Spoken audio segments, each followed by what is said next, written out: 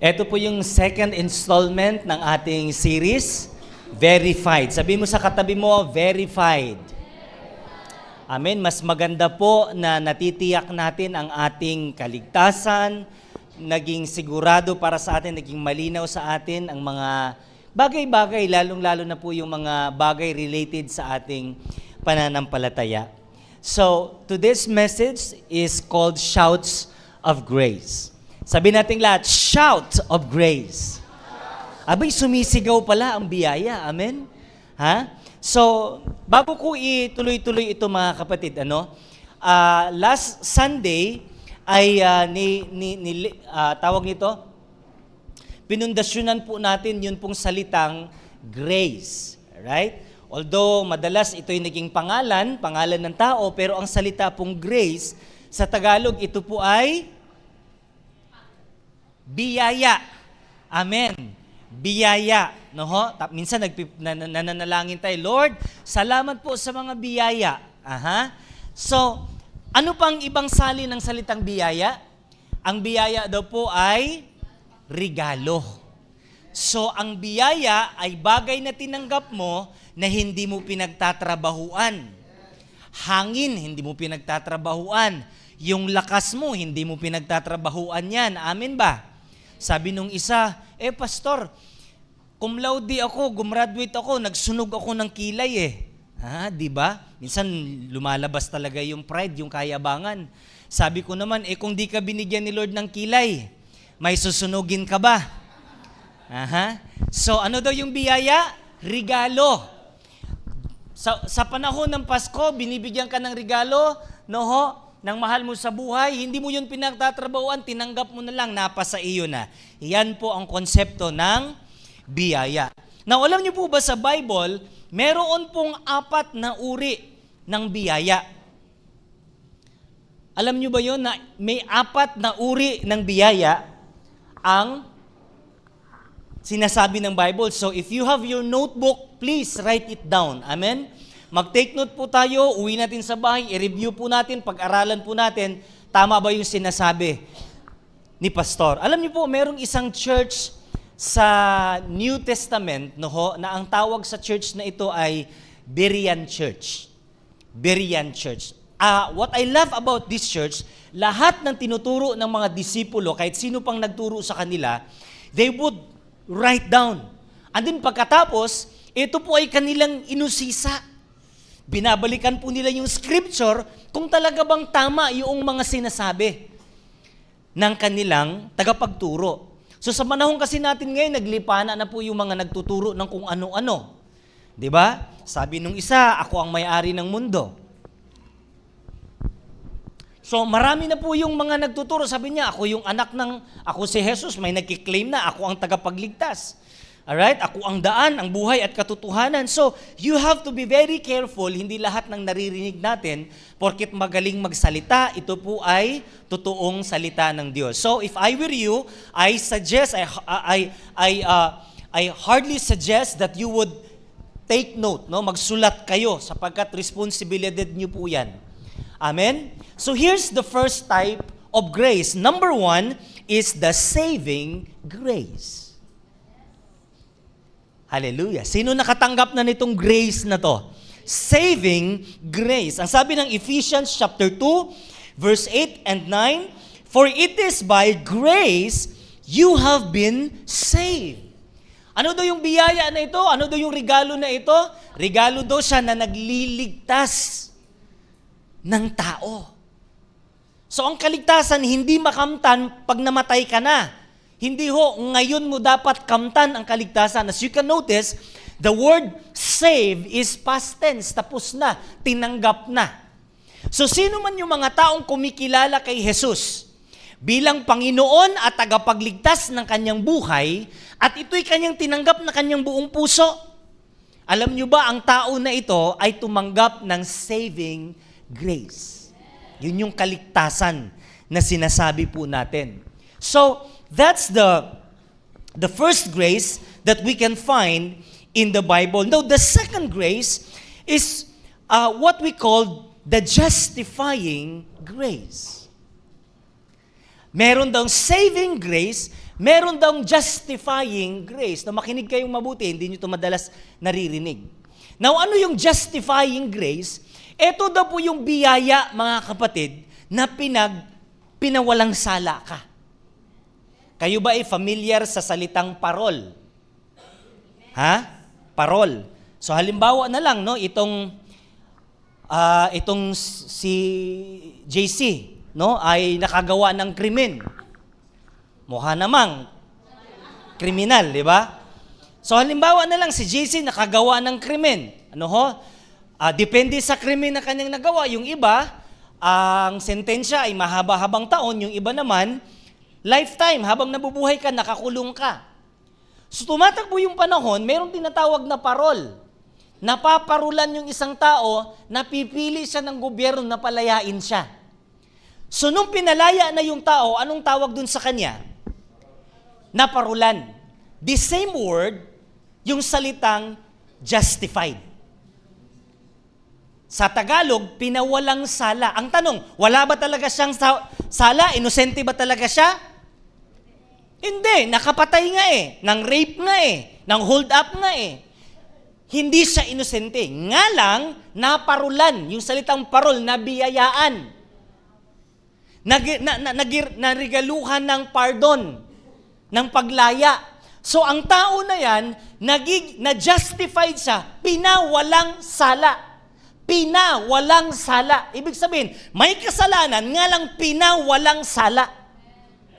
Ang bawat isa na tumanggap kay Kristo, naniniwala kay Kristo, sila man din ay pinawalang sala. Amen. Ang bawat kasalanan mo at kasalanan ko ay pinarusahan na doon kay Kristo Jesus sa cross ng Kalbaryo. Kaya ikaw kung mananampalataya ka kay Kristo, congratulations, ikaw ay pinawalang sala. That is justifying grace. Now, here's the third kind of grace. Okay? Now, ito yung pangatlo, the teaching grace. Ano daw yung una? Saving. Pangalawa? Justifying. Pangatlo, teaching grace. Ang sabi ng Titus, for the grace of God has appeared. Ang biyaya daw, ang regalo daw ng Panginoon, nagpakita at nag-alok ng kaligtasan, offers salvation to all people.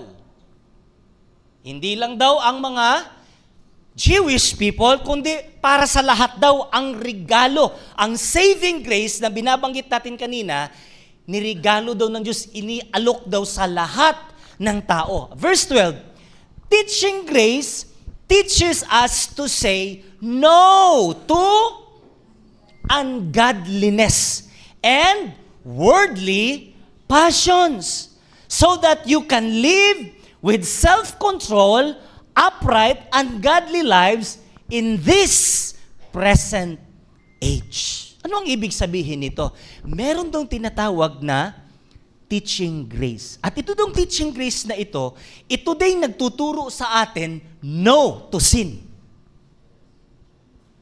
Salungat sa ating mga natutunan ngayon, pag nagbukas ka ng YouTube, may maririnig tayo doon na para bagang ang biyaya ang nagbigay sa atin ng kalayaan para gumawa ng kasalanan. Hindi po. Ang biyaya po, hindi po lisensya para magpatuloy ka sa paggawa ng kasalanan.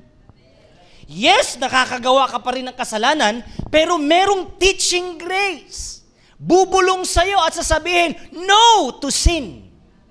Sa tuwing gagawa ka ng kasalanan, merong bumabagabag dito. That's the teaching grace. That would say to you, no to sin. At anong sabi? No to worldly passions. Nang sa ganun daw, makapamuhay daw tayo ng makadiyos na pamumuhay sa ating kapanahunan. Kahit napakasama na ng ating panahon, pwede ka pa rin mabuhay ng matuwid sa harapan ng Panginoon because of this teaching grace. Aren't you glad that we have this gift available to us? Ito po yung pang-apat, yung tinatawag po nating enabling grace. Ano po itong enabling grace. Ang sabi ng 2 Corinthians chapter 2 verse 9, another reason I wrote you was to see if you would stand the test and be obedient in everything. Ano daw yung enabling grace? Ito daw yung magbibigay sa iyo ng lakas, kakayanan na mapagtagumpayan mo, nakakatayo ka pa rin sa gitna ng mga pagsubok at magawa mo pa rin sumunod sa kalooban ng Panginoon. That's the enabling grace.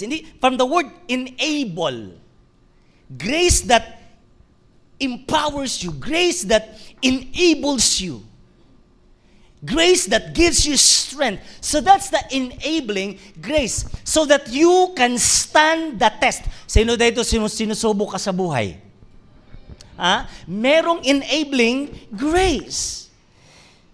Tingnan po natin yung 2 Corinthians chapter 12 verse 7 and 9. Tingnan niyo po yung nangyari kay Pablo. Sabi niya, lalo na dahil sa kalabisan ng mga pahayag.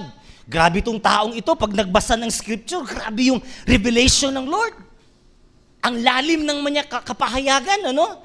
So dahil matalino talaga siya, pwede siyang magyabang. Tignan niyo po upang daw hindi ako magyabang kasi sobrang talino niya. Ano? Sobrang talino. Para daw hindi siya magyabang, tignan niyo binigyan ako ng isang tinik sa laman. So I'm not sure kung karamdaman ito or physical na karamdaman ito, pero ang tinik sa laman na ito, related kasi sa revelations. So I suppose na hindi siya yung sakit or karamdaman. Sabi niya, isang sugo ni Satanas upang ako'y saktan. So pwede rin siyang karamdaman, upang ako'y huwag magmalaki ng labis. Para bagang ganito, nagpipray ka ng mga may sakit, pinapagaling. Parang si Jesus ba? Pinagpipray na yung mga tao, pinapagaling niya, yung mga patay, binubuhay niya. Nung nandun na siya sa cross ng Kalbaryo, sabi ng mga tao sa kanya, di ba nagpapabuhay ka? Di ba nagligtas ka ng mga tao? Iligtas mo sarili mo. Nakuha niyo? Parang ganito ang sabi ni Pablo Galing, ang dami niyang alam sa Biblia, pero meron siyang problema sa kanyang sarili, 3 ulit akong nanalangin na Panginoon tungkol dito na lumayo sana ito sa akin. Ilang beses daw siya nagpray kay Lord? 3 beses, Lord, alisin mo naman to sa akin. Pahirap sa akin to. Pero, anong sabi ni Lord? Subalit sinabi niya sa akin, ang aking biyaya ay sapat na sa iyo. May mga bagay tayo sa buhay ayaw natin. May mga problema tayong kinakaharap, ayaw natin. May karamdaman tayo sa katawan natin, ayaw natin. Ilang beses na tayong nanalangin sa Diyos, pero anong sabi ng Panginoon? Anak, ang aking biyaya ay sapat na sa iyo. Amen? Sometimes hindi lang healing ang kailangan natin, enabling grace. Amen. Tapikin mo yung katabi mo, alam ko, hirap ka na. Sa kalagayan mo ngayon. Dami mong pera, sige, kapain mo. Hirap ka na kung paano gastusin yan. Merong enabling grace. Sabihin mo sa katabi mo, my grace is sufficient for you. Yung iba naman dito, wala talagang pera. Bukas, pastor, wala na kaming ilaw. Puputulan na kaming ilaw, puputulan na kaming tubig. Sakaling matuloy mo niyang kapatid, tandaan mo, si Pablo na nanalangin din. At ang sagot ng Panginoon, anak, ang biyaya ko ay sapat na sa iyo. Hallelujah! May karamdaman ka. Ayaw mo, Lord, sagabal to sa paglilingkod ko. Pagalingin mo ako, Panginoon, pero hindi ka pinapagaling. Isa lang ang sinasabi ng Panginoon, my grace is sufficient for you. Amen? Ito yung biyaya na kaya mong tumayo sa gitna ng karamdaman. Ito yung biyaya na magbibigay sa'yo ng kalakasan sa gitna ng napakalaking pagsubok, napakahirap na sitwasyon. Enabling grace. Kayo ba'y nananalangin din minsan? Diba? Minsan nagpipray ka, hirap ka sa prayer mo. Parang hindi tinutugon ng Lord. Kapatid, tinugon ng Lord. Ang katugunan ng Panginoon, ang aking biyaya ay sapat na para sa iyo. Enabling grace. Wow. Palakpakan nga po natin ang Panginoon. Hallelujah. Enabling grace. Banggitin na po nating lahat, enabling grace. Sa panahon po ni Zechariah, in the time of Zechariah, about 605 years, bago po dumating si Jesus. Ilang taon? 608 to 605 years. Bigla pong lumakas ang kapangyarihan ni Nebuchadnezzar. Na makikita po natin dito sa graph, nagsimula pong maghari si Nebuchadnezzar, okay? And then, bandang after 2 years to 5 years, unti-unti nang nabihag, okay, ngayon, ang bayan ng Judah, ng Judea, okay? Unti-unti nilang nabihag. Ngayon, tignan niyo po yan, some Judeans are taken captive pagdating ng 605 years. 6, papunta kasi doon eh. So, malaking numero dito, papunta doon sa 0, sa pagkapanganak ni Jesus, no? 605, may mga nabihag na. Unti-unti nang sumalakay ngayon yung Babylonia. Pagdating ng 586 BC, yung buong Jerusalem at saka yung Judea, nabihag na talaga ng Babylonia. Napakamakapangyarihan po ang bansang ito. Ngayon, pagdating naman ng 539 BC, tumaas naman ang kapangyarihan ng Persya ngayon. Tapos, sinalakay ng Persya ang Babylonia na bumihag sa Israel, natalo ngayon ang Babylonia na bumihag sa Israel. Binigyan tayo ng pabor ng Panginoon, pagdating dito sa 538, pinayagan sila ngayon ni King Cyrus ng Persya na umuwi na kayo sa Jerusalem. Nandito sila sa Babylonia, yung Babylonia sa panahon natin ngayon, Iraq. Okay? So, mula sa Iraq, pinauwi na ngayon ni King Cyrus.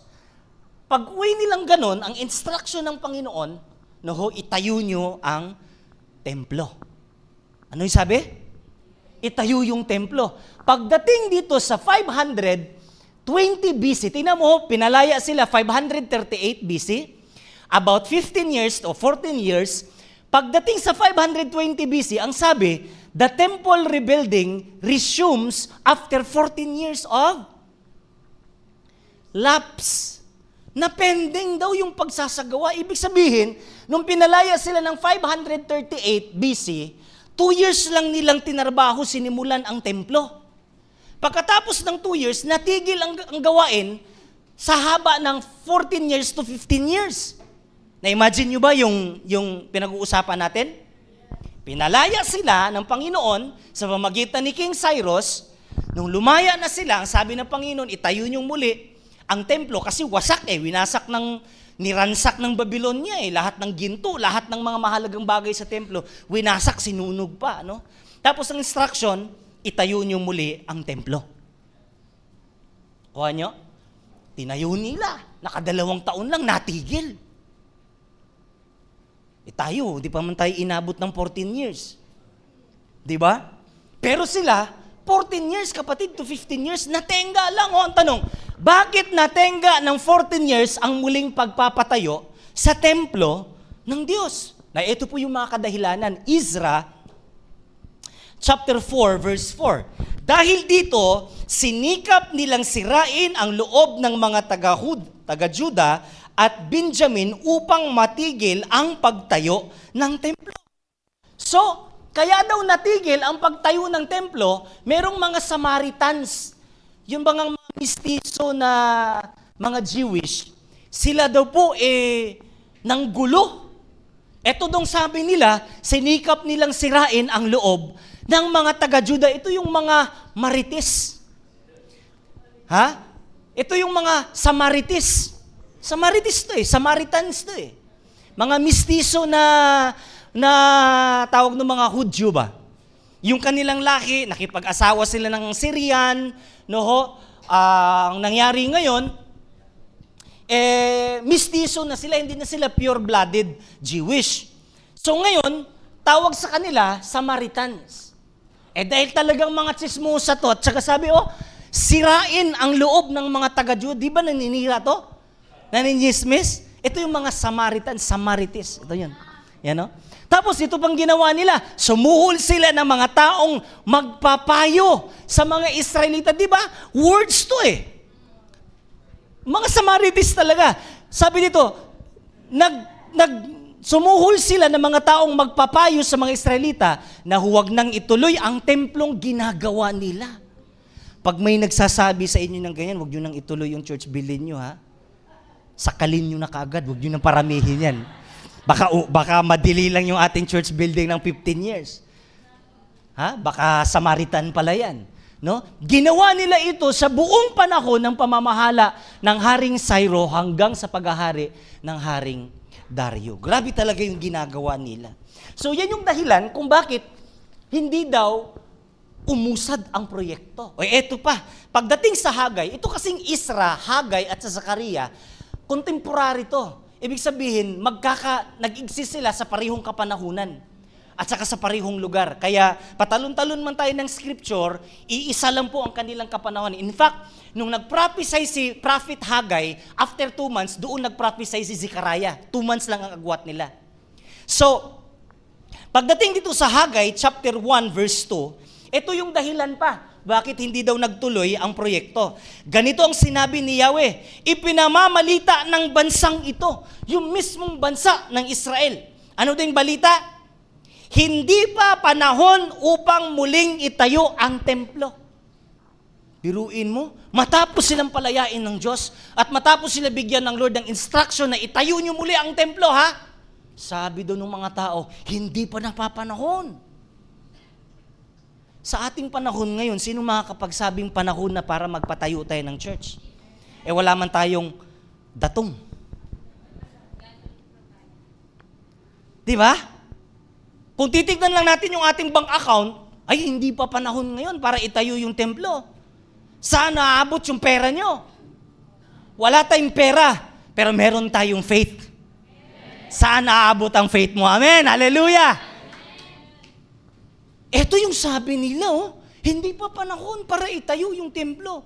Ano ang dapat itayo? Ito, tuloy natin. Sinabi nga ni Yahweh sa mga Israelita sa pamamagitan ni Propeta Ageo, magaganda at maayos ang inyong mga tahanan. Uy, tapikin mo yung katabi mo, baka maganda yung bahay niyan, magalit pa sa akin yan eh. Hindi naman kagandahan yung bahay mo, sabihin mo, bagong pintura lang yan. Dinaya mo lang kami, ha? Pero ang sabi ng Lord, ha? Galit na galit ang Panginoon. Ano sabi nila? Ay, hindi pa panahon para itayo yung templo. Ano wari ang itatayo? Sabi nila, nagtayuan yung magagandang bahay. Galit na galit si Lord. Grabe yung pagsiselos ng Panginoon. Sabi niya, pinabayaan ninyong wasak ang aking bahay. Grabe. Bagay, hindi naman wasak tong ating church. Nga lang, bumabaha kahit walang tubig. Kailan na yung nakaraang buwan, bumaha to. Pero, tinan mo, buksan yung gripo, walang tubig. Hindi ba isang kamangha-mangha ang simbahan na ito? Talagang grabe yung pinamalas ng Panginoon dito ng mga kababalaghan. Buksan niyo yung gripo, walang tubig, pero kinabukasan, bumabaha hanggang doon pa yung baha. Sabi ng verse 5, isipin ninyo ang inyong kalagayan. Alam niyo, malalim po ito Malalim po. Sa tuwing inuuna natin yung mga kaharian natin at inihuhuli natin yung kaharian talaga ng Diyos, anong sabi ng Matthew 6:33? Unahin ang kaharian. Sa tuwing binabaliktad natin yung bersikulo na yan, babaliktad din ang ating sitwasyon. Kaya ang sabi ng Panginoon, isipin ninyo ang iyong kalagayan. Para bagang ganitong pakikipag-usap ng Panginoon, sige, inunan niyo ang sarili niyo. Sige, inunan niyo yung tahanan ninyo. Sige, anong nangyayari ngayon sa buhay mo? Mag-isip-isip ka nga. Sa kakauna mo, dahil sabi nga nila, hindi pa napapanahon para itayo ang templo ng Panginoon. Sa kakauna mo sa pagtayo ng kaharian mo, sa pagtayo ng palasyo mo, sa pagpundar ng sarili mo, sige na, isipin ninyo ang inyong kalagayan. Next verse, tignan natin. Ito ang sabi ng Lord sa verse 6. Marami ang inyong inihahasik, okay? Ngunit kakaunti ang inaani. Ibig sabihin, try to think about that. Naghasik naman kayo, pero konti ang ani. Kumakain nga kayo, ngunit hindi nabubusog. Ano yung ibig sabihin nito? Yung hindi sapat ba? Yun bang pag kumakalabit yung anak mo, Jollibee, sabi mo, psst, nahimik ka dyan. Pang-fishbowl lang tayo, huwag kang turo-turo ng Jollibee dyan. Ha? Hindi tayo bagay sa Jollibee. Siyempre, yung bata talaga, Jollibee! Napapanood sa TV, napapanood sa cellphone, kahit saan. Parang Holy Spirit yan, napapanood mo sa lahat ng lugar eh. Diba? Tapos sabi mo nga, turo wala tayong pera. Biruin mo. Yung bata wala namang alam eh. Pero bakit ganyan tayo? Ano sabi ng Lord? Pag-isipan nyo. Nagpagod ka naman. Nagsikap ka naman. Ba't parang hindi tayo umuusad? Ha? Bakit parang hindi tayo lumalago? Bakit hindi tayo nakapag-ipon? Sa pagpupursige nating makapagpundar, nakapagpundar ba?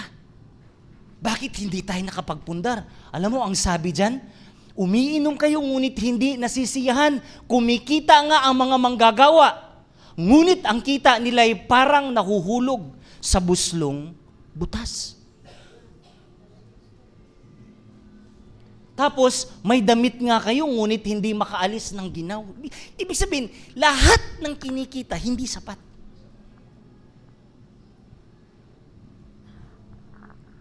Verse 7 uli, isipin ninyo ang nangyayari sa inyo. Tapos, kumuha kayo ng kahoy sa bundok, gawin ninyo uli ang templo. Ayan na naman. Binalik na naman sila ng Panginoon. Ito ang dahilan, kaya kayo naghihirap eh.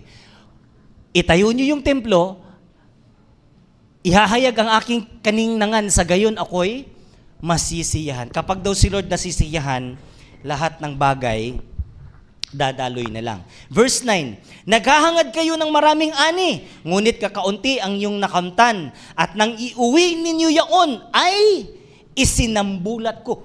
Inihipan pa. Kunti na nga lang, inihipan pa. Grabe talaga. Bakit ito nangyayari sa inyo? Basa, sapagkat may sariling tahanan kayo, samantalang wasak ang aking templo. Alam niyo yung ibig sabihin nito? Inuna natin ang ating mga sarili. Iyan ang dahilan kung bakit hindi kayo napapatakan ng biyaya, kaya hindi kayo makabuhay ng inyong pananim. Iyan nga ang dahilan kung bakit ko kayo pinaranas ng tagtuyot. Kamustahin mo yan. Kumusta ka na? Tagtuyot? Sa sobrang tagtuyot, 45 heat index. Tanungin mo yan, kumusta kapatid? 45 heat index. Di ba? So mga kapatid, tingnan nyo to ha. Pag uwi nila, ang pangarap ng Lord, unahing itayo ang templo ng Panginoon. Pero ang ginawa nila, hindi pa panahon, unahing itayo ang ating mga sarili.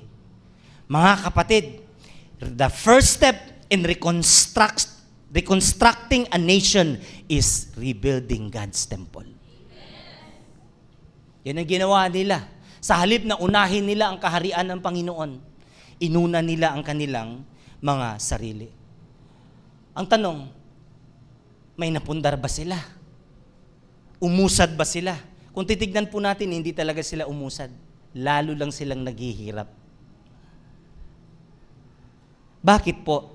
Because you had not rebuilt anything yet until you had rebuilt God's altar.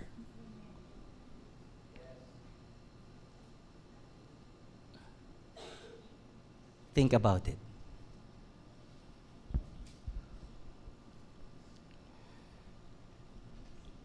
You had not rebuilt anything yet until you had rebuilt God's altar. Ano ibig sabihin yan? Ha? Wala kang maitatayo hanggat hindi mo muna itayo ang altar ng Panginoon. Si Abraham, si Noah, si Israel, si Jacob, si Isaac, ito yung mga taong may altar lagi sa kanilang buhay. Nagtatayo lagi ng altar sa Panginoon. Our temple is our altar to the Lord. Kaya yung mga tao na laging nagtatayo ng altar, sila yung mga tao na nakakapagpundar. Zechariah chapter 4 verse 6 ang sabi, "So he answered and said to me, this is the word of the Lord to Zerubbabel." Tanong, sino si Zerubbabel? Bakit laging binabanggit ang pangalan na Zerubbabel? Si Zerubbabel, mga kapatid, siya po yung governor ng Judah, ng Israel. Galing sila sa Babylonia, pinauwi, siya yung inappoint na manguna. Sa madaling sabi, si Zerubbabel ang leader sa kanyang kapanahunan. Ngayon, si Zerubbabel, siya ang binigyan ng instruction ng Lord, kasama si Jeshua, yung priest, na itayo nyo ang templo ng Panginoon. Napakabigat para sa balikat ni Zerubbabel sapagkat walang sumusuporta sa kanya. Tayo natin yung templo. Nakadalawang taon lang tumigil yung mga tao. Kahit anong paalala niya, kahit anong himok niya sa kanila, yung mga tao ayaw sumuporta. Ayaw magbigay ng materyales, ayaw sumuporta. Bakit? Tinitignan ng mga tao yung sarili din nila, kailangan nilang unahin. Nasundan niyo ba yung sinasabi natin dito? Kung ikaw si Zerubbabel sa kanyang katayuan ngayon bilang leader, napakabigat ng kanyang sitwasyon. Amen. Ha? Yung maging tatay ka lang ng tahanan, ikaw magpo-provide sa pangangailangan, ang hirap na eh. Amen ba? Kung ikaw yung nanay ng pamilya, ang hirap mag-budget eh. 100 pesos isang araw, paano mo budgetin yan?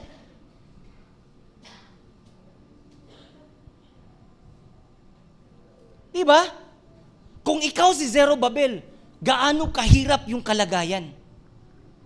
Kaya, ma-imagine mo dito, sobrang depressed, sobrang discouraged itong si Governor Zerubbabel. Eh wala naman siyang pinapatakbong wedding eh. Kaya wala siyang source of income. Talagang umaasa lang siya, umuwi sila, walang-wala sila, galing sila sa Babylonia, pero ang instruction ng Panginoon, itayo nyo ang aking templo. Mag-focus kayo doon. Lahat ng tao nagsipagtalikod. Bakit? Busy sa kanilang sarili. Ngayon, ito ang sabi ni Zechariah. Sabi niya, Zerubbabel, may mensahe ang Panginoon sa'yo. Sabi ng Lord, not by might, nor by power, but by my Spirit, says the Lord. Tuloy lang natin to. Who are you, O great mountain, before Zerubbabel? You shall become a plain, and he shall bring forth the capstone with shouts of grace. Shouts of grace. May sigaw daw ang biyaya. Moreover, the word of the Lord came to me saying, the hands of Zerubbabel have laid the foundation of this temple. His hands shall also finish it. Then you will know that the Lord of hosts sent me to you. Verse 10, do not despise these small beginnings. Amen. Ha? Mamaya, maghukay tayo ha? Maghukay tayo. Small beginnings. Pagkatapos ng church natin, uwi kayo, magbihis kayong panghukay. Amen? Ha? Baka magpunta kayo, nakabihis kayo pang shopping. Maling lugar yata ang pinuntahan nyo. Panghukay, maghukay tayo mamaya. Uy, mukhang may nag-amen. Hallelujah. Ay, salamat na lang. Hindi naranasan ni Zerubbabel dito yan. Amen? Sa panahon niya, tumatalikod. Pero tignan niyo po ito, do not despise these small beginnings, for the Lord rejoices to see the work begin. Nakita niyo ba yan? Ha? Natutuwa daw si Lord kapag pinasimulan ang trabaho. Kapag pinasimulan ang proyekto. May pera, tuloy. Walang pera, tuloy. Hallelujah. Natutuwa daw si Lord kapag pinasimulan ang trabaho, kapatid. Hallelujah. I'm so excited about this. See the plumb line in Zerubbabel's hand. Yung plumb line, alam niyo yung pangtuwid, no? For these 7 lamps represent the eyes of the Lord that search all around the world. Bago po kasi natin binasa yung verse 6, no, yung 1, 2, 3, 4, pinag-uusapan dun yung lampstand, yung ilaw, yung candle, no, that represents the eyes of the Lord. In other words, sa tuwing nagpapasimula ka sa gawain ng Panginoon, natutuwa ang Panginoon at pinagmamasdan tayo ng Diyos. Amen? Hallelujah. So, shouts of grace. Alam niyo ba na ang biyaya may sinisigaw? Number 1, ito ang sigaw ng biyaya. Not by might, nor by power, but by the Spirit. Ha? Tingin kayo sa akin. Alam niyo kung anong sinisigaw ng biyaya? Si Zerubbabel discouraged na sa kanyang katayuan. Gobernador nga siya, hindi man siya pinapakinggan. Hindi man siya sinusunod, hindi siya sinusuportahan. Sa kanyang kalagayan, hindi niya alam kung anong gagawin niya. Alam mo, sumigaw ang biyaya. Sabi niya, Hoy, Zerubbabel! It is not by might nor by power, but by the Spirit, says the Lord. Amen? Amen? Estudyante ka ngayon, hindi mo alam pa paano matapos yung pag-aaral mo. Sigaw ng biyaya sa'yo, Hoy, estudyante! It is not by might, it is not by power, but by the Spirit, says the Lord. Ang Diyos nagbigay ng pangarap na yan sa puso mo. Ang Diyos magsusupply ng pangangailangan mo. Amen? Amen? Nagpipray ka, 3 tao kaligtasan. Lord, hindi ko alam pa paano ko ma-invite sila sa church, Lord God. Gusto ko makilala ka ng mga tao na yan. Nai-stress ka, di mo alam magagawin mo. Sumisigaw ang biyaya. Anong sabi ng biyaya? It is not by might, it is not by power, but by the Spirit, says the Lord. Amen. May problema kang kinakaharap ngayon. Di mo alam kung anong gagawin mo. Wala kang kapayapaan. Laging takot na nananaig sa puso mo. Lord, paano yung future? Lord, paano yung mga anak ko? Hanggat sumusunod ka sa kalooban ng Diyos, may sigaw ang biyaya sa'yo. Hoy, anak ng Diyos! It is not by might nor by power, but by the Spirit, says the Lord. Palakpakan natin ang Panginoon. Hallelujah. Bakit ganun, mga kapatid? Because the work of God is not accomplished in human strength. Kung yung pangarap na yan sobrang laki, natatakot ka just because ang pangarap na yan hindi galing sa iyo yan, galing sa Diyos yan. At anumang bagay na galing sa Diyos, the work of God is not accomplished in human strength. Amen? Nag-i-struggle ka sa life group mo, nag-i-struggle ka sa ministry mo, normal lang yan, kapatid. Bakit? Kasi hindi kaya sa sariling lakas yan. The work of God is not accomplished in human strength. Amen? Tatay ka, tumatanda ka na, nagkakaedad ka na, wala ka pa rin yung pinangarap mo sa asawa mo, pinangako mo sa asawa mong buwan at saka bituin, hindi mo pa rin nasungkit. Dapat hinabaan mo yung panungkit mo. Amen? Kung ano-ano yung pinangarap natin sa ating mga anak, kinakabahan ka na, nagkakaedad ka, di mo alam, Lord, parang hindi ko na yata maabot itong mga pangarap na ito. At kahit pa paano nakaka-stress, mabigat isipin. Nakaatang sa ating mga balikat, leader ka. Minsan nag-i-struggle ka, magulang ka. Amin ba? Ha? Tayong mga magulang nakaka-stress din. Sabi nung anak, Ma, bilhin nito project sa school pa. Bilhin ka nito. Daming pinapabili. Load! Pati load. Nakaka-stress din. Amin ba, mga kapatid? At sa ating posisyon ngayon bilang mga magulang, bilang Kristiyano, bilang leader, minsan napakahirap po. Pero tignan niyo po itong mabuti. God will not put you in positions where His enabling grace cannot sustain you. Woo! Hallelujah! Amen! Hindi ka ilalagay ng Lord sa posisyon na yan nang hindi niya isusupply ang kanyang biyaya. Enabling grace! Hallelujah! Sagana ang biyaya ng Panginoon para sa ating lahat. May mga bagay, yung kahirapan na yan, hindi inaalis ng Lord, mga kapatid. Kasi ang mga bagay na yan, nais ng Panginoon na manatili ka dyan dahil meron siyang biyaya. shouts of grace. The second shout of grace is, nothing can stand in your way. Amen? Anong sigaw ng biyaya? It is not by might, hindi yan sa lakas mo, kundi sa Espiritu ng Diyos. Pangalawa, nothing can stand in your way. Kapatid, merong haharang. Hindi sinabing walang haharang. Sinabi merong haharang, pero lahat ng humaharang, giba. Amen. Nothing can stand in your way. Look at verse 7. Oh, who are you, O great mountain? Nakita nyo ba yan? Ngayon lang ako nakakita ng salitang mountain, tinawag na who are you? Parang tao. Nakuha nyo? Who are you, O great mountain? Bakit? Kasi napakalaking bundok ang kinakaharap ni Zerubbabel. Walang budget, walang suporta. Morally, talagang depressed na, bagsak na. Pero mga kapatid, ano ang sabi ng Panginoon? O great mountain, who are you? Before Zerubbabel, or before you, you shall become plain. Babagsak ka.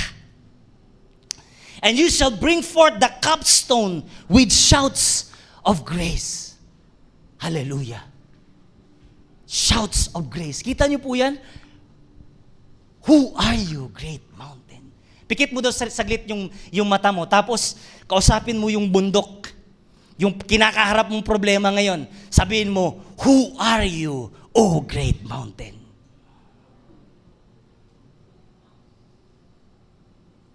Sino ka pagsubok? Sino ka kahirapan? Sino ka karamdaman? Gaano ka pa kalaki? Luluhod ka sa harapan ko. Amen?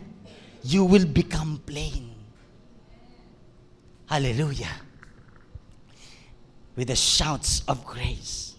Mga kapatid, there will always be Goliaths and obstacles in your path, but they are not meant to hinder you. They are there to make way for you and affirm the purpose of God within you. Alam niyo ba si David, bata pa lang siya, pinili na siya ng Diyos na magiging hari. Pero pagkatapos siyang i-anoint, hindi kaagad siya nagiging hari. Dumanas pa ang maraming panahon, nakipaglaban muna siya kay Goliath. Alam niyo ba na yung Goliath na yon na kanyang pinatumba, yan yung nagbukas ng daan upang ma-recognize siya na hari. Sometimes yung mga problemang kinakaharap mo ngayon, yung mga pagsubok, yung mga bundok na yan, hindi yan pinahintulutan ng Diyos para pigilan ka. Dinala ng Diyos yan sa harapan mo upang pag napagtagumpayan mo, ito'y maghahawi ng daan upang mangyari ang kalooban ng Diyos sa buhay mo. Amen ba mga kapatid? Yes, hallelujah. Shouts of grace. Number 3, nothing you've started will go and finish. Nakita niyo ba yan? Ang sigaw ng biyaya, ikaw na anak ng Diyos, wala kang pasisimulan na hindi mo matatapos. Amen. Wala kang pasisimulan na hindi mo matatapos. Yan ang sigaw ng biyaya sa iyo. Pinapaalala ng biyaya, because of His enabling grace, it is not by might nor by power, but by the Spirit. Because of His enabling grace, nothing can stand in your way. And because of His enabling grace, nothing you've started will go and finished. Palakpakan natin ang Panginoon. Hallelujah. Verse 9, the hands of Zerubbabel have laid the foundation of this temple. His hands shall also finish it. Taas natin ang ating mga kamay sa Panginoon. Hallelujah. Itong kamay na ito, kausapin mo si Lord, itong kamay na ito, Panginoon, lahat ng pinapasimula ng kamay na ito ay matatapos. Amen. Palakpakan natin ang Lord. Hallelujah. Wow. Look at verse 10. Who dares despise the day of small things? Since the 7 eyes of the Lord that reigns throughout the earth will rejoice when they see the chosen capstone in the hand of Zerubbabel. Mga kapatid, as long as the capstone has been laid, there is nothing you've started that you can't finish. Alam niyo ibig sabihin yan? Hanggat daw po ang pundasyon ay naipundar na, wala kang pinapasimulan na hindi matatapos. I want you to show this cornerstone or capstone. Madalas natin itong naririnig, nababasa, pero hindi natin naunawaan. Minsan may mga simbahan pang pangalan ng kanilang sambahan, Cornerstone Church, but we don't understand the meaning of cornerstone. Now, let me show you so that you will understand. Ang sabi ng Bible, kapag daw nailatag mo na ang cornerstone, okay, matatapos mo ang iyong sinimulan. Bakit importante ang cornerstone? Ito po ang cornerstone. Kung makikita niyo po, nung unang kapanahunan, yung mga architectures or yung pagtatayo ng building nung unang panahon, ang pinakaunang investment nila, cornerstone. They would buy it mas malaki, mas better. Bakit? Doon sa cornerstone nakasalalay ang tibay ng mga bato. Hindi hollow block. Bato talaga ang kanilang ipagpapatong-patong. Makinig kayong mabuti. Yung cornerstone na yan, nasa kanto po yan. Corner nga eh. Yan yung una nila. Pag sinukat nila yung lupa, ito yung lupa, yan ang una nilang ipwesto. Kasi yung anggulo, magdidepende lahat sa cornerstone na yan. So, from there, pipili sila ng perfect cornerstone. Mahal kung bibilhin. Minsan inuukit nila, I don't know kung paano nila ginagawa yan, pero gagawa sila, mag-i-invest sila nito.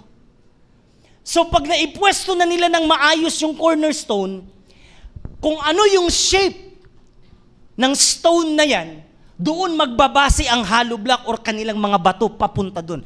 Kaya kapag katuwid ang cornerstone, doon sila magdidepende. Kapag malayo na sila, ang layo ng kanilang piling of stones, babalik sila sa cornerstone at titignan nilang ganito.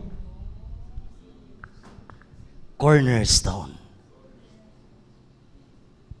Nakuha nyo? Kaya ang sabi ng Bible, si Jesus ang ating cornerstone. Kapag tayo ay naipundar kay Jesus, hindi tatabingi yung ating buhay, kundi tutuwid tayo sa Panginoon. Amen. Amen. That's the cornerstone. Yung tuwid papunta doon at saka yung tuwid papunta doon, nakadepende yan sa tuwid ng ating cornerstone. Ang tibay ng ipinupundar natin, itinatayo natin, nakadepende yan sa tibay ng ating cornerstone. Meron tayong tinatawag na plumb line, binanggit kanina sa Bible, at iaangat ni Zerubbabel ang kanyang plumb line. Ibig sabihin, yung corner ng stone na yan, papunta sa taas. Nakita nyo ba yun na ang plumb line nanggagaling sa taas? Plumb line speaks about righteousness. Walang righteousness na nanggagaling sa ilalim. Ang katuwiran ng Diyos nanggagaling sa taas. Dahil ang katuwiran ng Diyos, biyaya din ng Panginoon. Palakpakan natin si Lord. Sige po, hallelujah. So ang sabi ng Bible, we are His house built on the foundation of the apostles and the prophets, and the cornerstone is Christ Jesus Himself. Amen? Kaya kapag si Jesus ang naging pundasyon sa lahat ng ating itatayo, wala kang pinapasimulan na hindi matatapos. Hallelujah. Wow. And we who believe are carefully joined together, becoming a holy temple of the Lord. Ano daw po yung shouts of grace? Basa. 1, 2, 3, go. Not by might nor by power, but by the Spirit. Nothing can stand in your way, and nothing you've started will go unfinished. So, sino dito meron kang itinatayo ngayon na mga pangarap? Estudyante ka, meron kang pinupundasyonan ngayon na pangarap. Magulang ka, nangarap ka ng ganito, nangarap ka ng ganito sa pamilya. Lahat tayo meron tayong pinangarap. Higit sa lahat, bilang church, meron tayong pinangarap. Ang ating pinangarap ngayon, pinagkakaisahan yung ating church building project. Mga kapatid, hanggat ang pundasyon natin ay si Kristo, wala tayong pasisimulan na hindi matatapos. Kapain mo yung katabi mo, wala kang pasisimulan na hindi matatapos. So ano ang dapat nating gawin ngayon? Ano ang dapat nating gawin ngayon? Listen to this. Here's what you need. First, you need the enabling grace that comes along with the saving grace.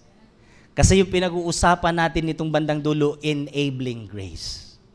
Alam nyo ba, lahat ng ating pinangarap, lahat ng pagsubok humaharang sa atin sa pagtupad ng ating mga pangarap, sa pagtupad ng panawagan ng Diyos sa buhay mo, sa pagtupad, sa pagpapalago ng ministry mo, lahat ng yan,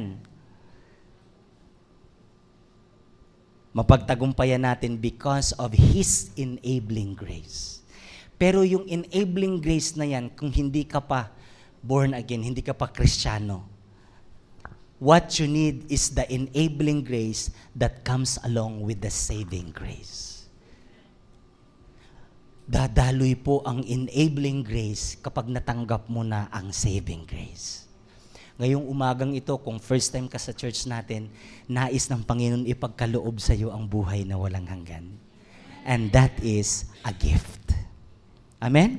Regalo ng Panginoon yan.